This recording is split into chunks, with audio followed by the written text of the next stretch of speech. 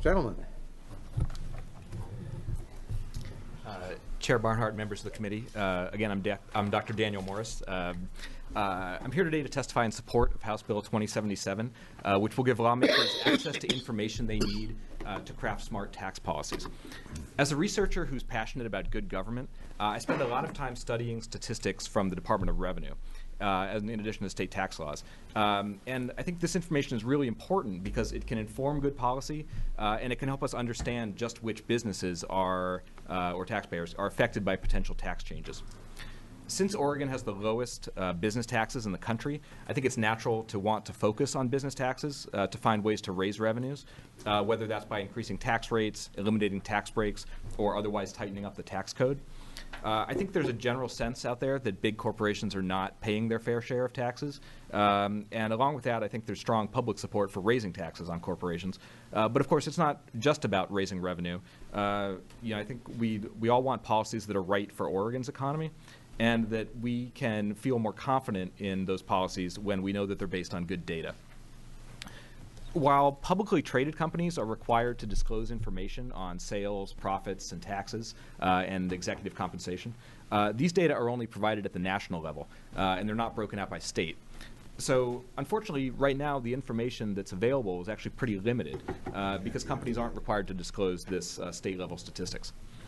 The aggregate statistics do give us a good sense of the big picture, but they just aren't available in enough detail to tell us the effects of particular tax changes on certain businesses for the most part. So I just wanted to briefly give the committee a few examples of some of the things that I've run across in the course of my research that I'd like to know more about, that House Bill 2077 would enable more information to shed some light on this. So first, in tax year 2012, which is the most recent year that statistics are available, there were 393 corporations that paid $0 in income taxes because they were able to use tax credits against their minimum tax. These tax credits can be expensive, and I know we all want to make sure we're getting our money's worth out of them. But if we don't have good data on which companies are earning, selling, or using tax credits, it's a lot harder to make that determination about whether those credits are achieving their intended outcomes. So a tax disclosure law would enable us to know more about that.